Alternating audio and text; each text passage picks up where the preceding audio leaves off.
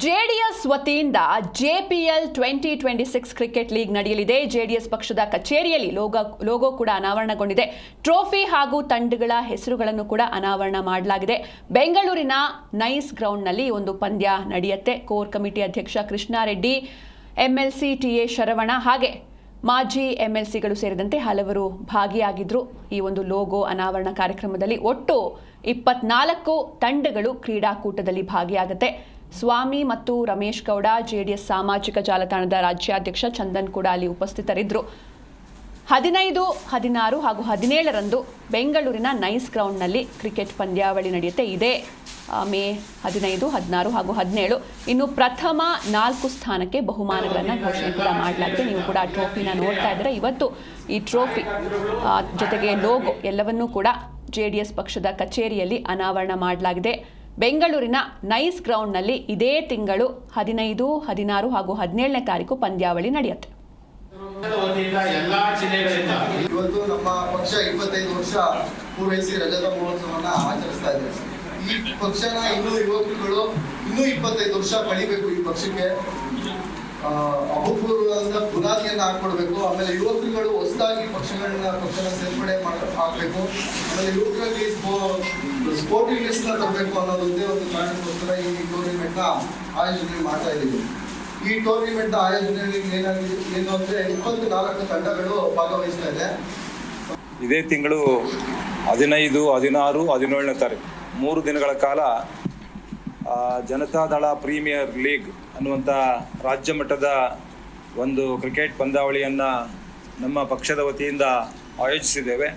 ಕಾರಣ ನಮ್ಮ ರಾಷ್ಟ್ರೀಯ ಅಧ್ಯಕ್ಷರಾದಂಥ ಮತ್ತು ನಮ್ಮ ರಾಜ್ಯಸಭಾ ಸದಸ್ಯರಾದಂಥ ಸನ್ಮಾನ್ಯ ಎಚ್ ಡಿ ದೇವೇಗೌಡರ ಹುಟ್ಟುಹಬ್ಬದ ಪ್ರಯುಕ್ತ ಮತ್ತು ನಮ್ಮ ಪಕ್ಷಕ್ಕೆ 25 ವರ್ಷಗಳು ಪೂರೈಸಿರ್ತಕ್ಕಂಥ ಹಿನ್ನೆಲೆಯಲ್ಲಿ ಇವತ್ತು ಜನತಾದಳ ಪ್ರೀಮಿಯರ್ ಲೀಗ್ ಅನ್ನುವಂಥದ್ದನ್ನು ಈಗ ಏನು ನಮ್ಮ ಪಕ್ಷದ ರಾಷ್ಟ್ರೀಯ ಅಧ್ಯಕ್ಷರು, ಈ ದೇಶದ ಮಾಜಿ ಪ್ರಧಾನಮಂತ್ರಿಗಳು ಆಗಿರ್ತಕ್ಕಂಥ ಪೂಜ್ಯ ದೇವೇಗೌಡರು ಸಾಹೇಬರು 93 ವಸಂತಗಳನ್ನ ಪೂರೈಸಿ 94ನೇ ವಸಂತಕ್ಕೇನು ಪಾದಾರ್ಪಣೆ ಮಾಡ್ತಾ ಇದ್ದಾರೆ.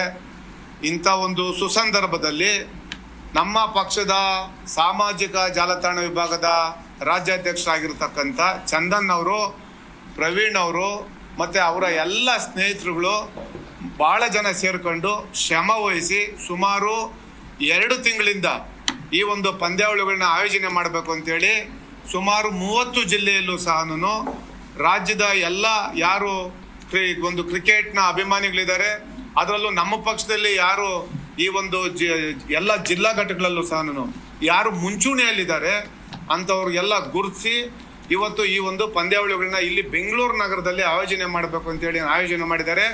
ಏನು ಬೆಂಗಳೂರು ನಗರದಲ್ಲಿ IPL ಜ್ವರ ಏನು ನಡೀತಾ ಇದೆ, ಇಂಥ ಸಂದರ್ಭದಲ್ಲಿ ನಮ್ಮ ಪಕ್ಷದ ವತಿಯಿಂದ JPLನ ಇಂಟ್ರೊಡ್ಯೂಸ್ ಮಾಡ್ತಾ